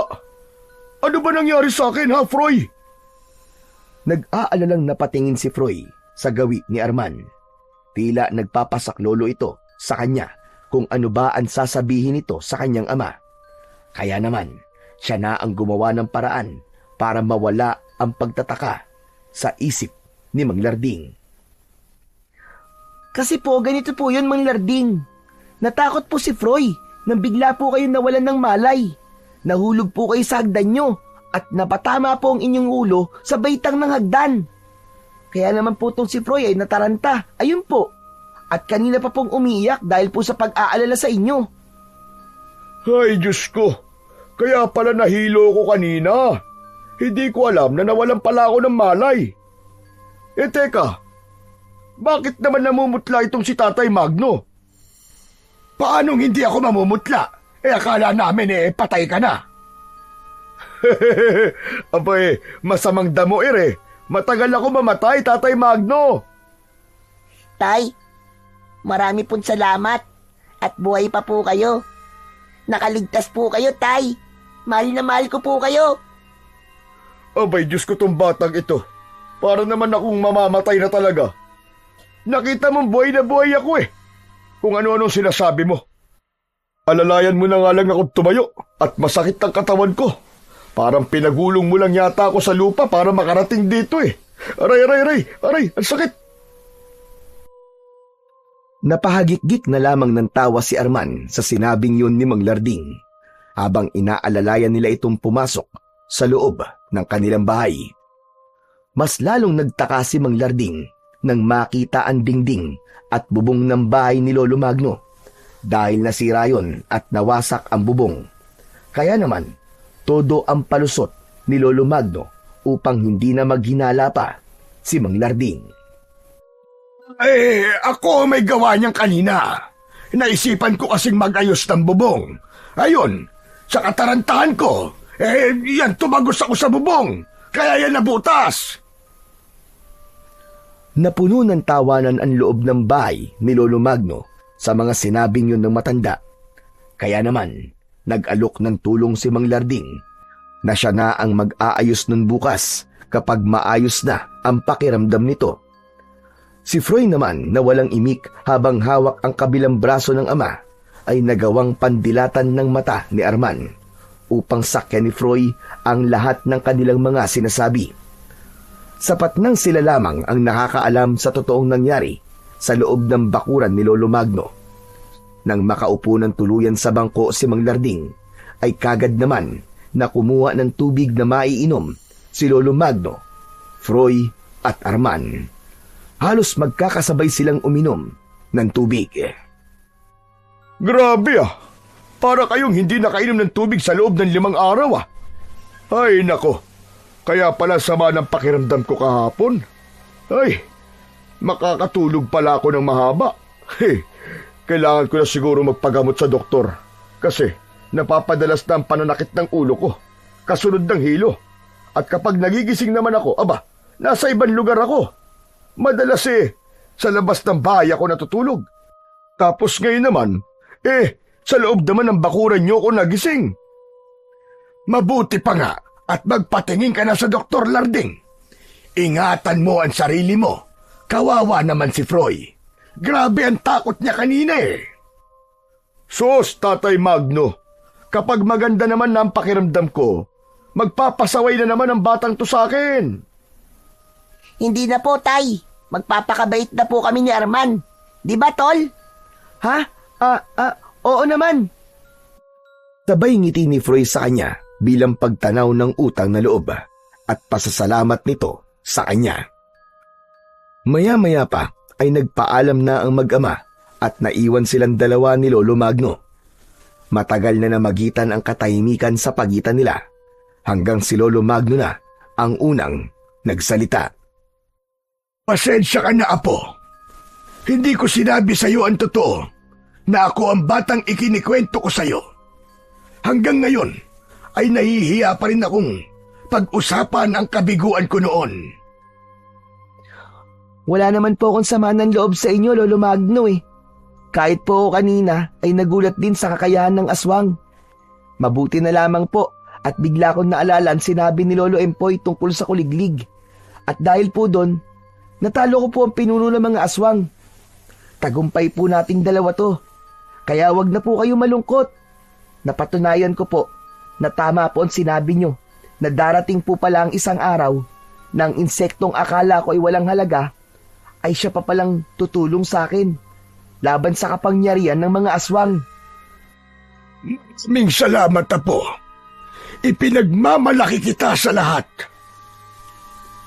Isang mahigpit na yakap ang isinukli ni Arman kay Lolo Magno bilang ganti sa kabutihan at pasasalamat niya sa matanda.